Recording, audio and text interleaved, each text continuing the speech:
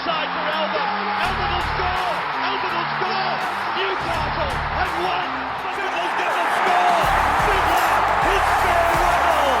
It's farewell. And he hits it. He's got it. He's got the field goal. He's got the premiership. He has gone from, as I said, a captain to a legend, and probably rugby league immortality. That's not a try. That's a miracle. Welcome back to the Rugby League Guru podcast. Cracking game of footy last night for Thursday night footy. The Gold Coast Titans taking on the Newcastle Knights. To their credit, the Gold Coast Titans, they obviously hung in that game. They played really well. Dave Fafita, once he came on the field, was really destructive. Some of those runs, he had that try that he scored. Fuck me. He honestly is just like the biggest kid in the under-8s team. I don't understand why they can't have that expectation for that guy to play the first 20 minutes as well. It blows me away. But when he came on the field, he was great. He did take it upon himself to bring himself into the game, which is good to see from Dave. That's what you want to see. I thought the Newcastle Knights, to be perfectly honest with you, I thought they tried to lose that game as many times as they could in the last 25 minutes. The amount of drop balls, turnovers that they had at the back end, I just couldn't believe it. It was an absolute nightmare to watch. Personally, I thought the Titans were good. I thought the Knights were the better team on the night, though, to be perfectly honest with you. But I just felt like they just kept shitting the bed every time they got into the red zone down the other end of the back end. And I was thinking, my God, this is an absolute nightmare for the Newcastle coaching staff. And then they obviously got to the back end, and the guy that we've been talking about the last few days on Bloke in a Bar, Mitch Pearce, this guy is just so important to this footy team, and he came up with a big try, and whilst it might not be, you know, a traditional halfback try, it's a huge halfback play. And I've always spoken about this. People that have listened to the podcast for a long time would have heard me talk about this before. And this is something that the great halfbacks used to do, and it's that touch on the game. It's having the sense that the team is on the back foot, and all you need to do is impose yourself on the line. Laurie Daly was great at this. Freddie Fittler was great at this. Joey Johns was great at this. Cam Munster is great at this. Cam Munster did this the other night as well. He could tell they were on the back foot, they needed something, and he just took it upon himself to charge into the line. Kieran Foran, you know, at the start of his career was a genius at this as well. And you've seen Mitch Pearce do it a number of times. Mitch Pearce scores probably 1 or 2 tries a year just directly under the sticks because he just darts out and he just takes them on 100%, calls to the ball, says, give me the ball, I'm going to take them on here. And it catches teams by surprise. But it's the fact that the halves, because they've always got their eyes up, they're always looking around, they've got the best sense of what's going on in the game, the pace of the game, they're able to sense when they just need to impose themselves and take it on. And it's quite often, it's not that they get the ball. Like, for example, the try that Cam Munster scored the other night, he got the ball, he looked up, and then he saw it. Mitch Pearce the other night, he saw it before he had the football. He could just see where he needed to be. It's that natural footballer instincts that kick in that little moment where Mitch Pearce goes, there's no front rower here, there's no second rower, someone needs to impose themselves on that hole, I'm going to be there. Now, it obviously helps that Mitch Pearce is of the bigger grade of halfback. I've always thought that he would make a great 13. I've always thought he could jump into hooker as well and do a really good job. But that play by Mitch Pearce was fantastic. And I think it was KP that threw it to him. And this is what KP does so well, the tempo that he runs with, the way that he drifts across a line. And the thing that I love most about KP in his football game, and it's something that people don't talk about enough, is that He thinks fast, but he plays slow, and you saw him sort of dawdle out a dummy half, but what it does is it causes the defense to make more decisions. The more time that you allow the defense to make a bad decision, the closer they are to making that bad decision. And I just thought that was a brilliant play for them to score that try. It was unreal. And, you know, you look at the Gold Coast Titans, they played really well. You had that Dave Fafita try. I mean, when a guy scores a try like that, normally that should be a complete momentum turner. And look, the Titans had their opportunities. There was a time that they went down the right edge where Bradman Best, he made a fantastic tackle on Corey Thompson. A number of other opportunities they had. There was another one where Jamal Fogarty, he had them absolutely peeled out to the right edge, and instead of just drawing a pass, he tried to throw a cutout ball to Corey Thompson. It was an absolute Barry Crocker.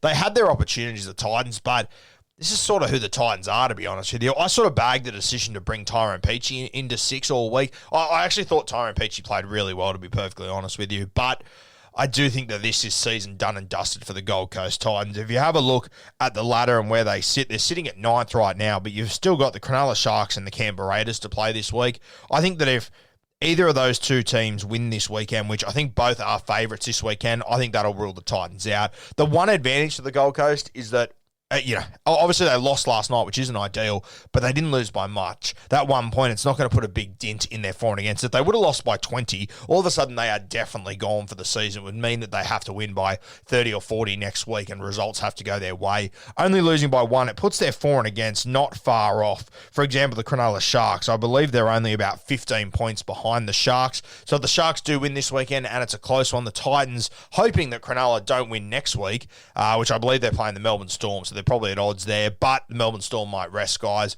Personally, I think this will probably rule the Titans out. If the Sharks or the Raiders win this week, I think the Titans are in serious trouble all of a sudden. If neither goes on to win this weekend, then we're sort of in the same situation as we were this week heading into next week, but I'm tipping that one of the Sharks or the Broncos will win this weekend, to be honest with you. As I mentioned before, Mitch Pearce came up with the big play at the back end of the game, and this is something I've spoken about a lot when it comes to halfbacks. There's not many guys you genuinely want to wear the 7 in your team. Mitch Pearce isn't in that top pedigree, but he's definitely at the bottom of that top pedigree. I know guys like him and Mitch Moses, I would probably have Pearce before Moses, realistically. He is a guy that's been in a successful system. He has won a premiership. He has been successful in Origin, despite how much we bagged him for the first 10 years or whatever. He's a guy that is able to own the big moments, and he did it last night twice. Yeah, he imposed himself on the line to score that try, and then he came up with a match-winning field goal as well. So Mitchell Pearce, well done to him. Bit of rumours around that he could potentially leave the Newcastle Knights. As I said on Bloke in a Bar, and if you would have listened to that clip, I think I dropped it yesterday to have a listen to. I'm sorry, earlier this morning I dropped it. If I'm Mitchell Pearce, and I have to have a serious word with Kalen Ponga and go, what are you doing over the next few years? Don't tell anyone else, but tell me, are you going to stay here or are you going to go? And if KP's going to go, I'm sorry, if I'm Piercy, I think I've got to hit the road realistically. He's got an offer from Catalans, apparently, worth a heap of money, living in the south of France, won't cop shit. No one, it'd just be perfect for Piercy to end his career over there. I think he'd have a great time.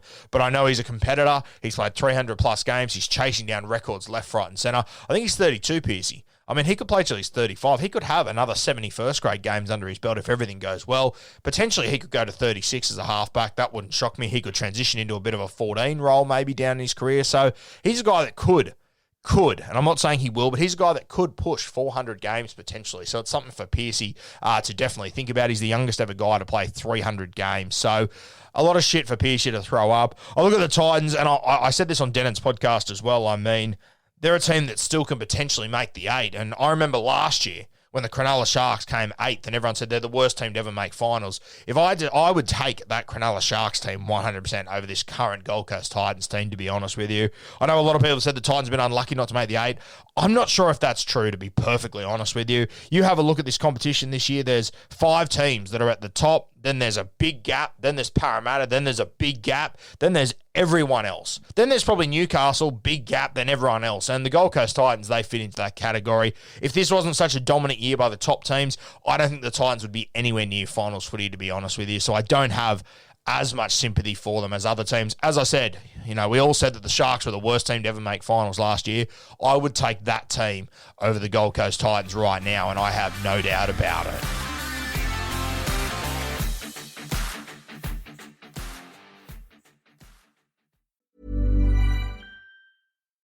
Acast recommends more podcasts, more episodes, more great shows. Keep listening to hear a new show we recommend. In a home in the suburbs, a boy dreamed of saving all the poor children of the world. He built a charity that attracted the world's top celebrities. Hey, I'm Justin Bieber, and this is We Did. This has become your life's work. But behind the scenes, things started popping up. Allegations about corruption, blackmail. This is the story of a charity that did well when it was supposed to be doing good. The White Saviors, a Canadaland original podcast. Acast recommends.